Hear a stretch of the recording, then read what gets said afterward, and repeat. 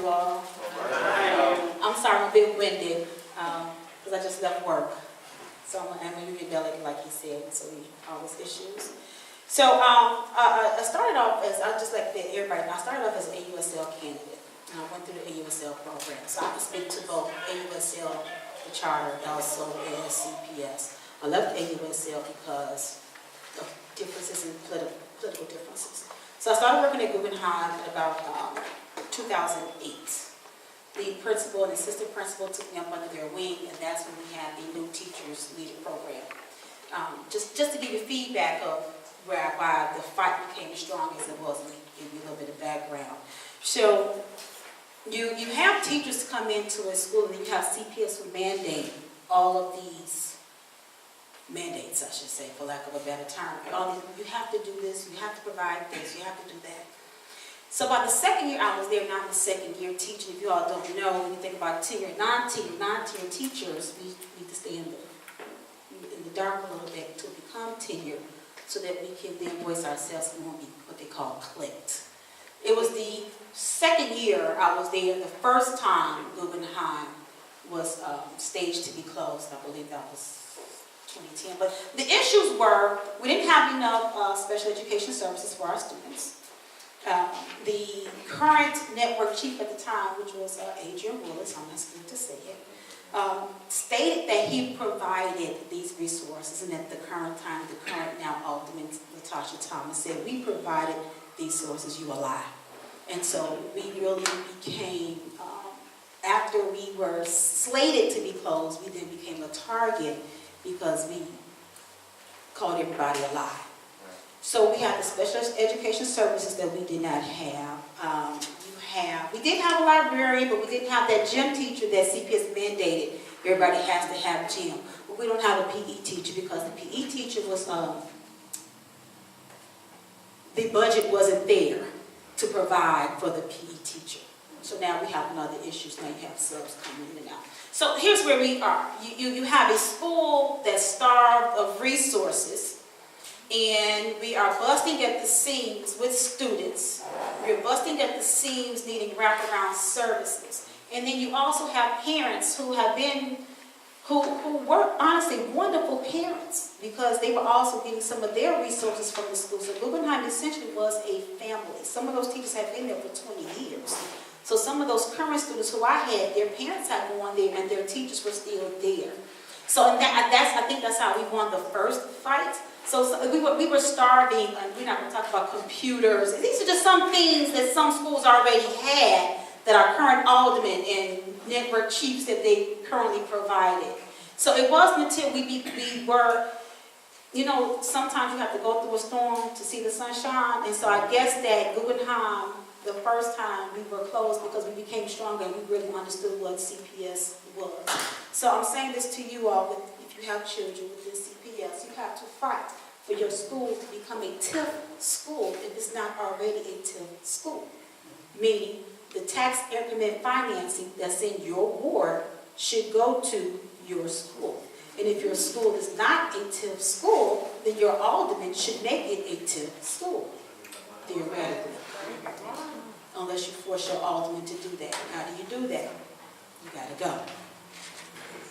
So, she gonna win this time. She out. And I must say, David has been there since, and I remember fighting. He's been there the first time we were closing, the second time. I'm in budget meetings, he at budget meetings. I'm in CPS board hearings, he at CPS board hearings. So he's been there. He understands the necessities that are needed within the school for your child to be successful. So let me take you back. At USL, they're CPS teachers as well. They're CTU members. The only difference is that USL were provided that funding to have that extra staff to provide those extra services. So there is no golden apple to what AUSL does. Their test scores are the same test scores. Why? Because those are my colleagues. Those are the same teachers.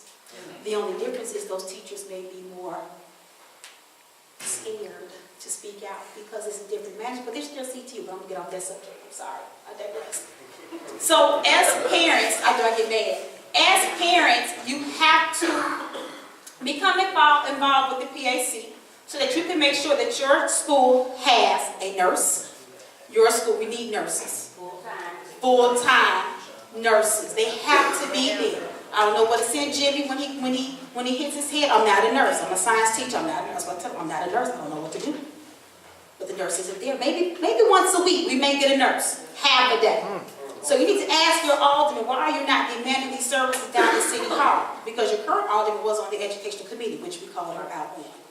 How dare your schools in the 17th Ward and the person who's now running in her place from her office. See, I know the office real good. She was there, I know it real good. I picked up the office, been to the office before and after Guggenheim closed.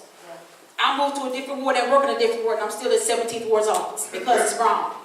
So you need to ask, why don't we have a social worker? Because our babies are sick, and this is my time, I see you coming next Sunday.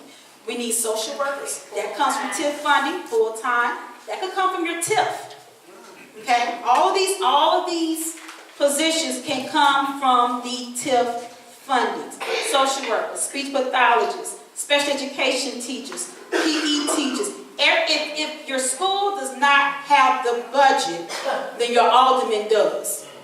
Wow. Your alderman has the budget from TIF, tax increment finance. It's her responsibility to allocate your school, because the schools on the right side and the north side do. Let me say the right side, but the north side do. Their aldermen allocate these funds because those mothers demand it.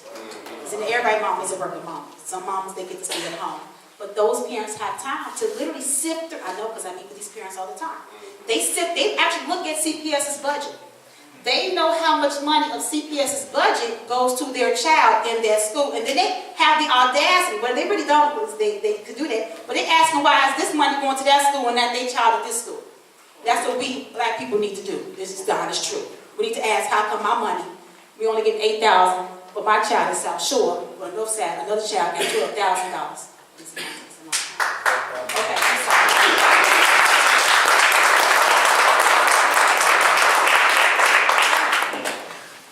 So we're going to wrap up. I just want to say, Guggenheim, just, listen to this again, right? So we're told that the community's at fault, we've got to lose this school, we can't fix it here, and then you hear what we were never given, to start with, right? 3 administrators, 3 different principals in under 2 years, no PE teacher, no math teacher for what, a good 6 months of that school year? 30% of the students, a year and a half, 30% of the students in that school were in the homeless education program. Talk about a need for social workers, right? But no resources for any of that. But once again, they just shrug their shoulders and say, right, these budgets came down from God, there's nothing else we can do about it. So here's the deal, we're going to move the agenda here, right? We're going to learn about these TIF programs. At the Chicago Teachers Union, we're really proud that we've been fighting on these issues for a while. We know that TIFs aren't going to be the magic bullet that fix all of our funding issues. It's going to take some other things as well. We're going to make rich people actually pay taxes in this state. There's going to be a number of things we're going to do to win the kind of funding that we need for our schools. But this is an important one that we can understand what the impact is locally. Mr. Tresser is going to take us through that. And then we're going to come back to a discussion about what we can do to fight for this here in the 17th Ward starting now. We're also proud to be part of the United Working Families, a coalition that's building for independent political strength in our communities. And so we're going to talk about some solutions going forward at the end of the agenda.